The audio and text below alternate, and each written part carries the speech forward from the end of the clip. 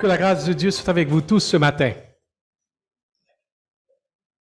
Nous sommes très contents, ma femme et moi, d'être avec vous pour adorer le Seigneur et nous pencher ensemble sur sa bonne parole. Nous sommes venus pour l'adorer et nous sommes venus aussi pour recevoir ses ordres de mission, puisqu'il aurait pu nous prendre avec lui dès notre conversion, mais il nous laisse encore pour une mission.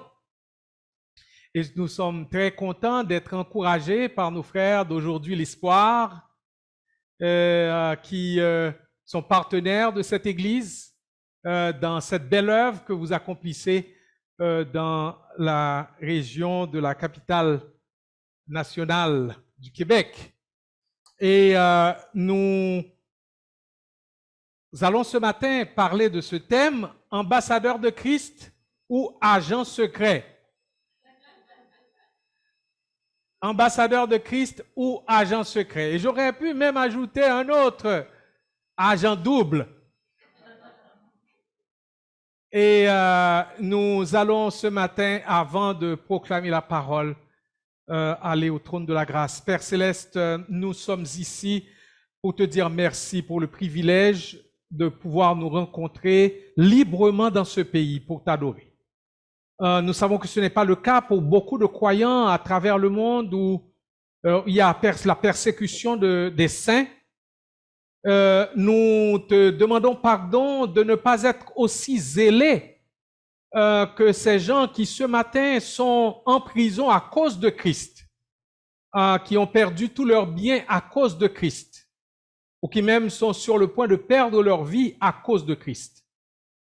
Nous voulons que tu nous encourages, Père, à être ce que tu nous appelles à être ici, des missionnaires dans nos maisons, dans notre voisinage, dans nos milieux de travail, partout où tu nous amènes, dans le club de sport. Et nous voulons réellement te supplier, ô Père, de nous accorder la grâce de la plénitude de ton Saint-Esprit pour servir et pour témoigner.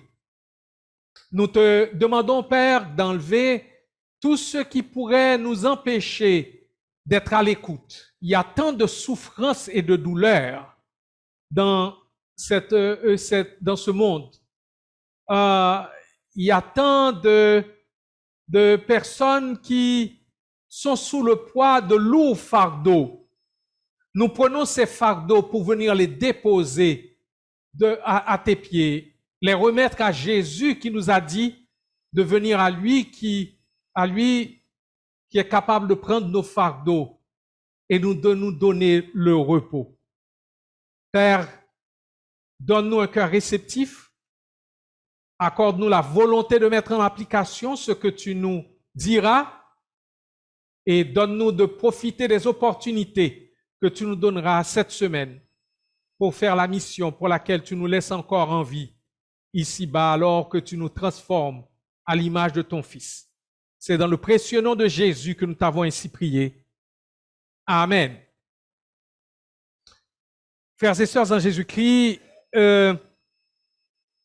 je suis très content de pouvoir vous encourager ce matin à ouvrir vos Bibles dans la deuxième lettre aux Corinthiens. Deuxième lettre aux Corinthiens, et nous allons lire les versets 17 à 21.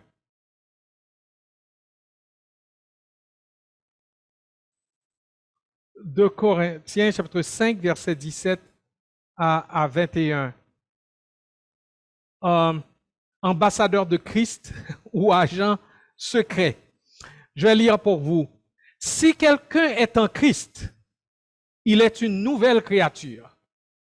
Les choses anciennes sont passées, voici toutes choses sont devenues nouvelles. Et tout cela vient de Dieu qui nous a réconciliés avec lui par Christ et qui nous a donné le ministère de la réconciliation. Car Dieu était en Christ, réconciliant le monde avec lui-même, en n'imputant point aux hommes leurs offenses, et il a mis en nous la parole de la réconciliation.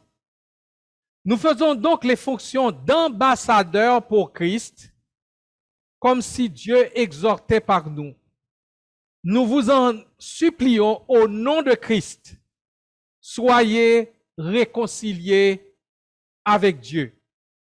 Celui qui n'a point connu le péché, il a fait devenir péché pour nous, afin que nous devenions en lui justice de Dieu. Dans cette lettre aux Corinthiens, les chapitres 3 et 4, l'apôtre Paul parle, entre autres, d'un ministère qui lui est confié, qui nous est confié. Et ce ministère, c'est le ministère de la Nouvelle Alliance. Et il parle de plusieurs caractéristiques de ce ministère de la Nouvelle Alliance qui est toute fondée sur le sacrifice de Jésus-Christ comme le seul sauveur et Seigneur. Et alors qu'il y avait beaucoup de raisons d'être découragé, plusieurs fois il dit, nous ne perdons pas courage. Nous ne perdons pas courage. Et nous ne perdons pas courage, il donne plusieurs raisons pour lesquelles il ne perd pas courage. Et entre autres, le fait d'avoir ce ministère, cette mission était pour lui une motivation de ne pas perdre courage et de persévérer. Nous avons besoin, mes frères et sœurs, d'être stimulés, encouragés, enseignés, mis au défi, puisque, comme Paul, nous avons tous été investis d'une mission par le Seigneur Jésus-Christ. Mission si claire que nous la trouvons dans les 4 évangiles et nous trouvons aussi ce même mandat dans Actes chapitre 1, verset 8. La répétition de ce mandat doit nous rendre encore plus conscients de ce qu'un auteur a dit. Un cœur sans Christ est un champ missionnaire. Un cœur avec Christ est un cœur missionnaire. Un cœur sans Christ est un champ missionnaire et un cœur avec Christ, en Christ, est un cœur missionnaire. Nous sommes face à une alternative. C'est soit être missionnaire ou démissionnaire. Missionnaire ou démissionnaire. En proclamant la parole ce matin, je ne parle pas seulement à vous, je parle aussi et d'abord même à moi-même, puisque nous avons tous été rachetés par Christ, par son sacrifice à la croix de Golgotha, par sa résurrection. Et nous avons tous été rachetés pour lui appartenir et nous joindre à lui dans sa mission, puisque l'appel qu'il avait adressé à ses disciples, c'est « Suivez-moi et je vous ferai pêcheurs d'hommes. Suivez-moi et je vous ferai pêcheurs d'hommes. » Suivez-moi, c'est un appel à la repentance, un appel à l'obéissance, un appel à la soumission, un appel à l'engagement, un appel à la persévérance. Suivez-moi. Et véritablement, cet appel nous oblige à changer de direction et à suivre Christ. Je vous ferai, c'est un projet de transformation. Et dans ce projet de transformation, nous sommes d'abord transformés à l'image de Christ. Donc, nous sommes en processus de transformation et on peut parler de toute la question de notre sanctification. Mais je vous ferai pêcheurs d'hommes, c'est que nous sommes appelés non seulement à venir ressembler à Jésus, mais à nous engager dans la mission de Jésus. Nous engager dans la mission de Jésus. Et si vous êtes à Christ, vous qui êtes là ce matin ou qui vous nous écoutez en ligne, eh bien, vous êtes missionnaires. Vous êtes missionnaires, témoins de la grâce de Dieu, puisque nous avons été rachetés par Christ pour lui appartenir et pour lui ressembler et pour participer à sa mission. J'aimerais que nous voyions la raison de notre présence encore ici, à Québec, pour vous et dans la région dans cette belle région, ou pour moi, dans l'Outaouais. Et nous avons lu ce texte et dans ce texte, nous voyons tellement de belles vérités. D'abord, il y a une question de notre transformation. Si quelqu'un est en Christ, il est une nouvelle créature. Les choses anciennes sont passées. Voici, toutes choses sont devenues nouvelles. Nous ne sommes plus ce que nous étions. Il y a quelqu'un qui a dit, je ne suis pas encore ce que je dois être, mais c'est un fait que je ne suis plus ce que j'étais. Alors, dans la vie du croyant, il doit y avoir cette ligne de démarcation entre un autrefois et un maintenant. Je ne suis plus ce que j'étais, même si je ne suis pas encore ce que je devrais être. Mais je ne suis plus ce que j'étais. Nous sommes une nouvelle créature. Et nous sommes nés de nouveau. Et cette nouvelle naissance, c'est comme la chenille qui est devenue papillon. La chenille, le papillon n'a pas les mêmes goûts que la chenille. Le papillon ne fonctionne pas dans le même environnement que la chenille. Le papillon n'a pas la même compagnie que la chenille. Le papillon n'a pas la même forme que la chenille. Tout est nouveau. Tout est nouveau. Et Dieu a fait de nous une nouvelle personne pour ressembler à Jésus-Christ et pour participer à sa mission. Et il en est question dans ce texte que nous avons devant nous. Et dans ce texte, l'apôtre Paul donne plusieurs raisons pour lesquelles il travaillait durement, il travaillait inlassablement, passionnément. Et c'est comme il disait, je sais pourquoi, et tu sais pourquoi, et tu veux savoir pourquoi je travaille. Eh bien, je travaille parce que je veux plaire au Seigneur. Je veux plaire au Seigneur. Et tu veux savoir pourquoi je travaille? Eh bien, je travaille parce que je veux satisfaire, je veux que le Christ soit satisfait de l'œuvre qu'il m'a confiée. Tu veux savoir pourquoi je travaille? Eh bien, je travaille parce que je ne veux pas que les âmes soient perdues et aillent en enfer. Je veux qu'elles connaissent Christ et qu'elles viennent à lui ressembler déjà ici-bas. Tu veux savoir pourquoi je travaille? Eh bien, je travaille parce que l'amour de Christ me contraint. L'amour de Christ me pousse. Et enfin, tu veux savoir pourquoi je travaille? Eh bien, je travaille parce que j'ai été nommé ambassadeur du roi des rois. Ambassadeur du roi des rois, du Seigneur des seigneurs. C'est ce qui le motivait. Et vous voulez comprendre pourquoi dans Romains, il va dire que son désir, c'est de voir ses co-religionnaires se tourner vers Christ et qu'ils soient sauvés. Il dit, je dis la vérité, je ne mens point, ma conscience m'en rend témoignage par le Saint-Esprit. J'éprouve une grande tristesse et j'ai dans le cœur un chagrin continuel. Car je voudrais moi-même être anathème et séparé de Christ pour mes frères, mes parents selon la chair. Mes frères et sœurs, est-ce que ça vous dit quelque chose? Est-ce que ça dit quelque chose à mon cœur? Que nous puissions dire comme Paul, j'éprouve une grande tristesse et j'ai dans le cœur un chagrin continuel pour nos frères, nos sœurs dans la chair, nos voisins, nos collègues de travail qui ne sont pas sauvés. Est-ce que si ce n'est pas le cas pour vous, peut-être joignez-vous à moi parce que je dois avoir cette tristesse continuelle. Allons au trône de la grâce et demandons au Seigneur de nous donner cette passion qui nous porte vers cette tristesse. Vous avez dans vos familles des membres de vos familles qui ne sont pas sauvés et pour qui vous priez. Vous versez peut-être même des larmes et la tristesse est déjà là.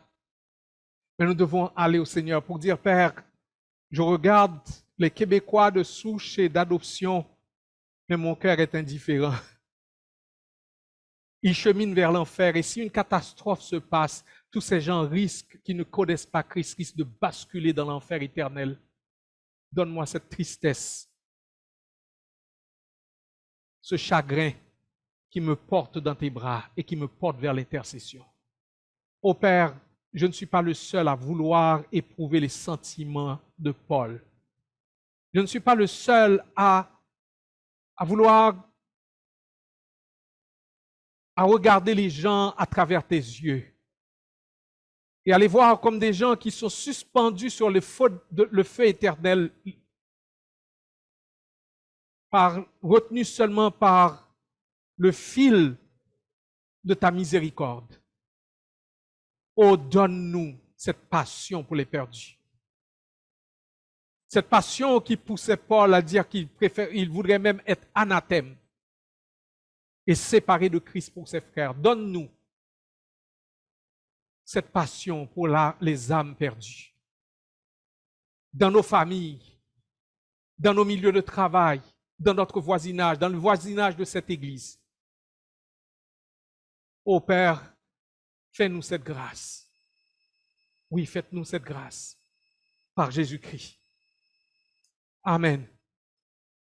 Et l'apôtre Paul, encore, il dit en Romains 10, frère, le vœu de mon cœur et ma prière à Dieu pour Israël, c'est qu'il soit sauvé.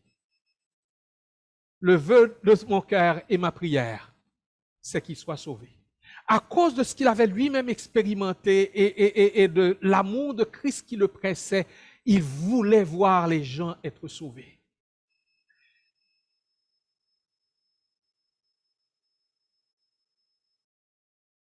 Et nous avons besoin que le Seigneur nous donne aussi cette passion.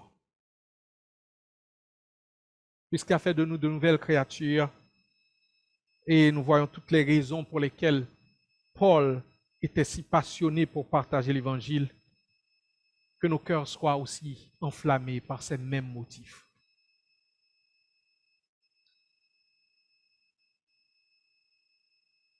Nous allons voir quelque chose qui caractérise la vie et le travail d'un ambassadeur, puisque l'apôtre Paul vient à nous dire que nous faisons donc les fonctions d'ambassadeurs pour Christ, comme si Dieu exhortait par nous. D'abord, un ambassadeur est un citoyen du pays qui représente les autorités de son pays d'origine. Donc, il est d'abord un citoyen du pays. Jamais un pays ne choisira un citoyen d'un autre pays comme son ambassadeur. Il doit être un digne citoyen de son pays, mais aussi un fier citoyen de son pays. Jésus a une fois dit à ses disciples qui étaient revenus tout excités d'un voyage de mission, ne vous réjouissez pas de ce que les démons vous sont soumis que de ce que vous pouvez guérir des malades, libérer des captifs, etc. Il dit, réjouissez-vous de ce que votre nom est écrit dans les cieux. Réjouissez-vous de ce que vous êtes citoyen des cieux. Toute personne qui authentiquement s'est repentie de ses péchés et a placé sa confiance en Christ comme son unique Seigneur et Sauveur, a son nom écrit au ciel dans le livre de vie. C'est une réalité qui doit réjouir le cœur de tout croyant en Jésus-Christ.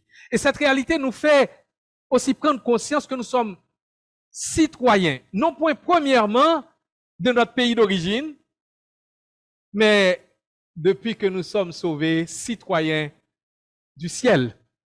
C'est ce que l'apôtre Paul nous dit en Philippiens 3, verset 20. Mais notre cité à nous est dans les cieux, d'où nous attendons aussi comme sauveur le Seigneur Jésus-Christ. Et la Bible en français courant dit, quant à nous, nous sommes citoyens des cieux, d'où nous attendons que vienne notre sauveur, le Seigneur Jésus-Christ.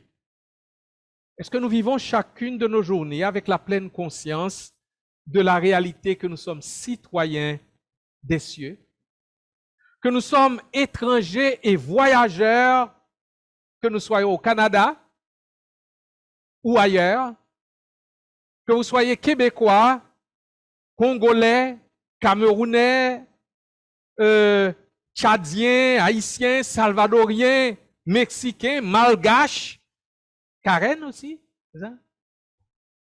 Et d'origine ou autre, si vous êtes à Christ, votre première citoyenneté n'est pas la citoyenneté terrestre, mais bien plutôt la citoyenneté céleste. Notre cité à nous est dans les cieux. Quand je retourne en Haïti, c'est mon pays d'origine, mais c'est ma deuxième citoyenneté. C'est mon deuxième pays. Parce que mon premier pays, c'est les cieux. Parce que je dois quitter Haïti. Je ne suis pas à l'aise en Haïti. On verra que je ne suis pas un Haïtien typique. Là où l'Haïtien réclame la culture, etc. Bien sûr, nous avons une culture, nous devons être attachés à notre culture. Mais notre première culture, c'est la culture du royaume. Les valeurs, les principes du royaume de Dieu. Notre cité à nous est dans les cieux. Donc l'apôtre Paul, il représentait bien sa première cité, son premier pays. Deuxièmement, un ambassadeur est une personne commissionnée, mandatée par les autorités de son pays. Un ambassadeur est un représentant autorisé d'un gouvernement. Il ne parle pas en son nom, mais au nom du pays, et particulièrement, et il parle au nom du gouvernement qu'il a commissionné. Et tout son devoir, toute sa responsabilité sont de transmettre fidèlement les politiques, les positions et les décisions de son gouvernement à ceux à qui il est envoyé. Paul a utilisé cette image, ambassadeur, 2 fois. Il a utilisé en Éphésiens 6, versets 18 à 20, là où il dit que il a demandé des prières afin qu'il lui soit donné quand il ouvre la bouche de faire connaître le mystère de l'évangile pour lequel il est ambassadeur, il était ambassadeur dans les chaînes afin qu'il puisse parler avec hardiesse comme il doit parler. Éphésiens 6, 18, 20. En 2 Corinthiens 5, versets 18 à 20, eh bien, nous voyons encore, il dit, nous sommes des ambassadeurs de Christ. Et Dieu nous utilise pour transmettre sa volonté, ses pensées, ses décisions, et un ambassadeur doit être fidèle à ce qui lui est confié, ce qu'on lui dit de dire.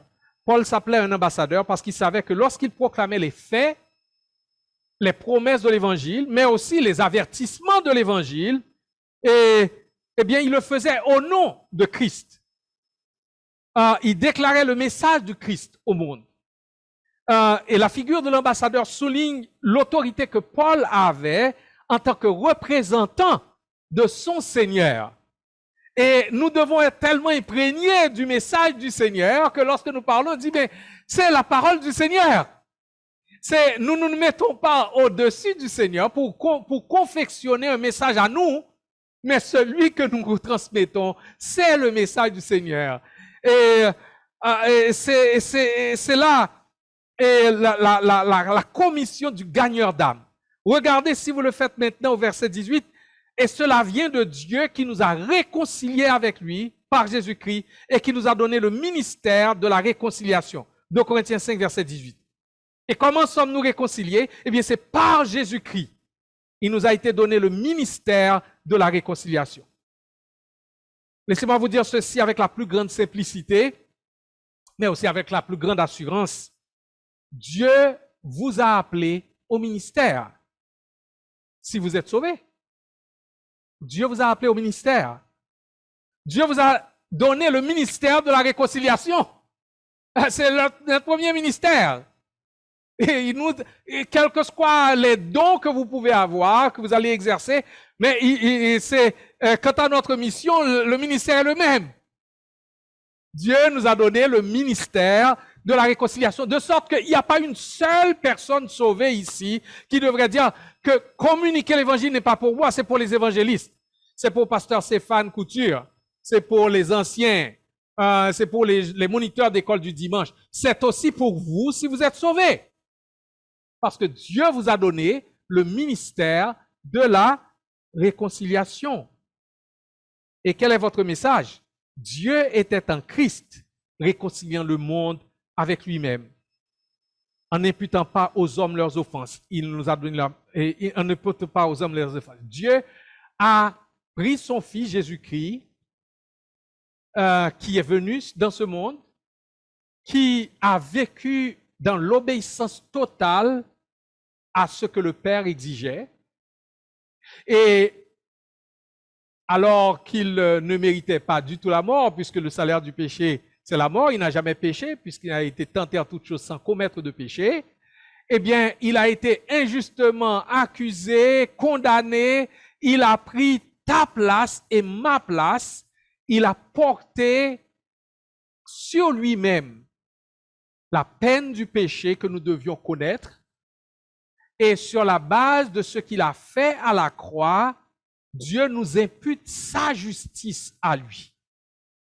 Et Dieu nous déclare justes, Dieu nous réconcilie avec lui-même, et sur cette base, nous sommes devenus ses enfants par adoption.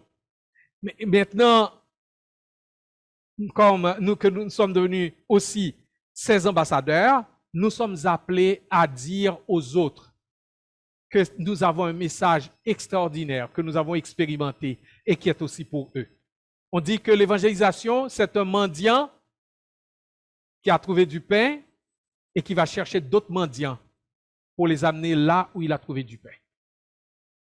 Vous pouvez dire, et quelqu'un dira, ah ben je ne sais pas, je ne connais pas, je n'ai pas étudié la théologie, je ne pourrai pas proclamer l'évangile, je ne sais pas assez, je ne pourrai pas répondre aux objections. Eh bien, vous êtes un mendiant qui avait trouvé du pain. Eh bien, vous devez aller chercher d'autres mendiants et les conduire là où vous avez trouvé du pain en Jésus-Christ. Nous sommes ambassadeurs de Christ. Vous êtes ambassadeurs. Je suis ambassadeur. Un pasteur américain du nom d'Adrian Rogers avait été un jour à la cérémonie d'investiture d'un président américain avec son épouse et il a pris un taxi pour retourner à son hôtel. Et puisqu'ils étaient sortis d'une cérémonie, le chauffeur, voyant comment il était habillé, etc., lui a posé la question, « Que faites-vous dans la vie, monsieur ?» Et Adrian Rogers répondit, « Je suis un ambassadeur. » Il dit quoi? Rogers répéta, « Je suis un ambassadeur. » Le chauffeur lui dit, « Alors, d'où êtes-vous un ambassadeur? » Rogers lui dit, « Oh, écoutez, je suis l'ambassadeur d'un roi. » Étonné, le chauffeur lui dit, « Un roi? » Il dit, « Oui. » Et il ajoute, le roi Jésus. Rogers a profité de cette occasion en orgue pour partager avec ce chauffeur de taxi l'amour de Jésus-Christ et la réconciliation qui vient par la foi en lui. Il n'a pas dit si cet homme a pris une décision, mais il a semé l'évangile. Il a semé l'évangile. Comme ambassadeur, partout où nous sommes, toutes circonstances que nous portons, offrir l'opportunité de partager ce glorieux message du salut par grâce en Jésus-Christ.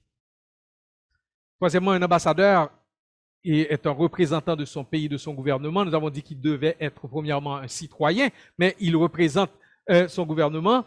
Et c'est ainsi que, parce que nous représentons le gouvernement de Christ, nous supplions des gens au nom de Christ, soyez réconciliés avec Dieu. Soyez réconciliés avec Dieu. Mon frère, ma sœur, vous êtes ambassadeurs de Christ, ambassadeurs du ciel. Êtes-vous conscient de votre rôle et de votre statut et de votre rôle et de vos statuts?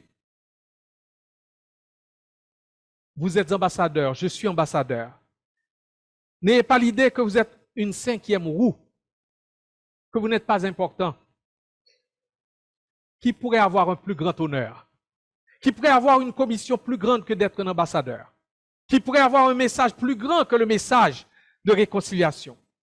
Par conséquent, un chrétien qui n'est pas engagé dans l'évangélisation est coupable de désobéissance envers son roi.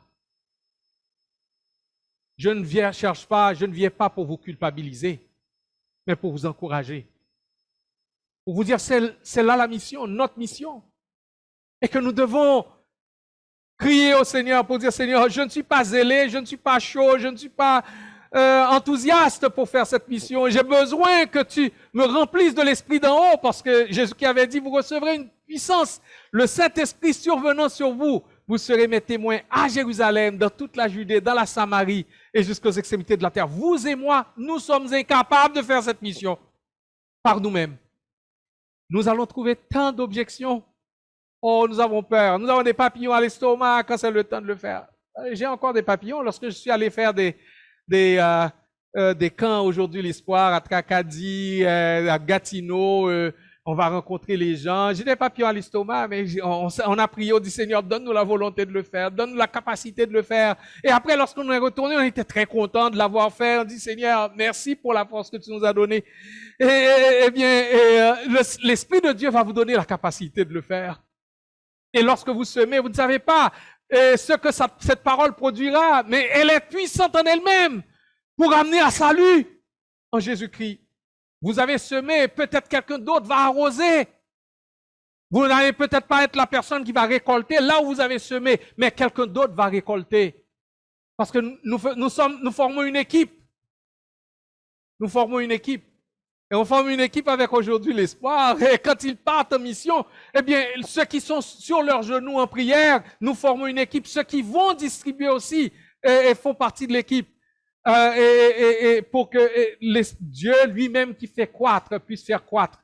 Et qu'un beau jour, peut-être dans cette église, nous entendons des témoignages, des gens qui disent, hey, vous savez, là, en 2022, et puis il y a des gens qui sont venus frapper à ma porte, qui faisaient un sondage, et puis, etc. Et puis voici ce qui s'est passé, et maintenant, je suis un disciple de Jésus-Christ. Vous êtes ambassadeur, je suis ambassadeur. Et nous représentons un grand pays, un glorieux Seigneur. Jésus veut se servir de toi comme de moi pour que par nous, d'autres personnes viennent à lui. Je passerai assez rapidement sur des points comme les provisions et la protection d'un ambassadeur viennent de son pays et de son gouvernement. Et cette provision principale, je viens de parler, c'est de l'esprit qui nous est donné. Parce que si on peut avoir toutes sortes de méthodes, toutes sortes de moyens possibles, mais sans l'Esprit Saint, rien ne se produira. C'est pour cette raison, évangélisation et prière vont ensemble. Nous devons dépendre du Seigneur, crier au Seigneur. Seigneur, nous ne connaissons pas, c'est Lydie, c'est Corneille, c'est eunuque éthiopien. Nous ne les connaissons pas, mais tu les connais. Mets-les sur notre route. Ouvre leur cœur, comme tu l'as fait pour Lydie. Tu as ouvert son cœur à la parole. Je ne connais pas qui ils sont, mais donne-moi la grâce de le faire. Et le Seigneur est capable de le faire. Et cette semaine, nous sommes en mission, nous allons partir en mission. Et si vous n'allez pas, si vous ne le faites pas directement en allant rencontrer des gens, mais j'ai trouvé une méthode dans un livre récemment, et la personne dit, lorsque vous manquez de contact, prenez votre plume et du papier ou allez sur votre ordinateur. Et voyez toute la liste des personnes que vous connaissez qui ne connaissent pas encore Christ, que ce soit vos enfants, des membres de votre famille, des collègues de travail, etc. Écrivez-leur une lettre. Et dans cette lettre, si vous avez des excuses à leur présenter, commencez par les excuses. S'il y a des choses qui se sont mal passées entre vous, demandez pardon, sincèrement pardon. Et ensuite, pourquoi vous faites cette démarche? Qu'est-ce qui s'est passé dans votre vie? Vous racontez très brièvement votre histoire, comment vous êtes venu à Jésus-Christ. Et dites à ces personnes que vous avez à cœur leur salut éternel. Qu'il n'y a rien que vous désiriez plus pour eux que de les voir être sauvés par Jésus-Christ. Que lorsque même vous auriez de l'argent par-dessus la tête, les cadeaux que vous pourriez leur donner ne changeraient peut-être pas leurs conditions, mais qu'ils ont besoin de Jésus-Christ pour leur salut éternel, pour leur présent et pour leur futur. Et dites-leur que ce que vous avez expérimenté, c'est ce que Jésus-Christ, c'est ce que Dieu veut faire dans leur propre vie. Et celui qui a écrit ce livre dit que vous avez fini de faire cela, restez en prière pour cette personne. Peut-être c'est votre mère, peut-être que c'est votre père, peut-être que c'est un frère avec qui les choses se sont mal passées. Depuis des années, vous ne vous parlez pas. Ou un ami ou un collègue de travail. Eh bien, vous pouvez faire cela. Partagez Christ, partagez votre témoignage. Vous avez trouvé du pain, amenez-les là où vous en avez trouvé. Et laissez le reste entre les mains du Seigneur. Un ambassadeur, nous avons dit, trouve ses provisions et sa protection de son pays d'origine. Mais un ambassadeur reste en contact avec son pays et son gouvernement. Il est celui qui réellement reçoit des télégrammes, enfin on n'a plus de télégrammes, mais en tout cas qui a des choses qui lui sont envoyées, des courriels, des textes, il fait des conférences et avec ses responsables, ses supérieurs hiérarchiques pour savoir exactement pour chaque situation, face à chaque chose, qu'est-ce qu'il faut dire, quelle est la position du gouvernement. Eh bien, vous savez que Jésus-Christ, le Fils de Dieu qui était venu chercher et sauver ceux qui étaient perdus, eh bien, qu'est-ce qu'il faisait? Tous les matins, il se retrouvait dans ce tête-à-tête avec son Père. Il synchronisait son agenda avec celui de son Père. Et il recevait ses ordres de mission pour la journée. Dans ce tête-à-tête. Si nous représentons Christ et son gouvernement, nous devons être constamment en communion avec celui que nous représentons. Ce n'est pas seulement le dimanche matin que nous ouvrons notre Bible pour dire, bon, dites-moi quelque chose à propos de Jésus. Mais puisqu'il est mon Seigneur et mon Sauveur, il me commissionne dans ce monde. Chaque jour, je dois être dans la parole pour savoir qu'est-ce qu'il me demande de dire, qu'est-ce qu'il me demande de faire. Et Jésus qui disait, les œuvres que je fais, ce ne sont pas mes œuvres, ce sont celles du Père. Ma doctrine, c'est la doctrine du Père. Ma nourriture, c'est de faire la volonté de mon Père qui est dans les cieux. Et quant au temps, il dit, le temps de mon Père n'est pas encore arrivé. Et donc, tout était synchronisé avec le Père. Et comme ambassadeurs de Christ, nous aussi, nous devons être en contact permanent avec notre boss, avec notre Seigneur. Moins nous allons l'être, plus nous serons tentés d'exposer nos pensées, de fixer notre agenda, de communiquer un message qui est autre que celui qui nous est confié. Sixième, un ambassadeur est imputable envers son pays et son gouvernement, d'après 2 Corinthiens 5, verset 17. Parce que nous devons tous comparaître devant le tribunal de Christ, où nous aurons à rendre compte. Chacun recevra ce qui lui revient selon ce qu'il aura fait en bien ou en mal. Un ambassadeur devra rendre compte. Et l'apôtre Paul nous dit d'avoir au milieu des païens une bonne conduite, afin que là même où ils nous calomnient, comme si nous étions des malfaiteurs, ils voient nos bonnes œuvres. Mes frères et sœurs, dans le Québec d'aujourd'hui, la première Bible que les Québécois lisent n'est pas ça. Ils en ont peut-être sur leur table de chevet, remplie de poussière, ou peut-être dans un coin. Mais la première Bible qu'ils vont lire, c'est vous. Et l'apôtre Paul, justement, dans 2 Corinthiens, il va dire que nous sommes le parfum de Christ. Il va dire que nous sommes la lettre de Christ. Donc, la première chose que les gens vont voir et vont lire, c'est vous et moi. Comme notre vie, ils vont regarder nos attitudes, notre comportement, comment nous agissons, comment nous réagissons. Et lorsqu'ils ont vu quelque chose, ça va les intriguer. Eh bien, ils sont prêts maintenant à venir à voir ça. Parce qu'ils voient ce que ça produit en nous. Comme ambassadeurs, nous n'avons pas la liberté de vivre n'importe comment. Parce que notre comportement peut amener le déshonneur ou l'honneur sur notre pays. Et je terminerai en vous disant Mes frères et sœurs, si vous êtes en Christ, vous allez partir ce matin comme un ambassadeur. Est-ce que vous allez partir comme un ambassadeur fier, digne, conscient de ses devoirs et responsabilités? Ou allez-vous partir comme un agent secret qui a honte de Christ et de l'Évangile? L'état de guerre est déjà là.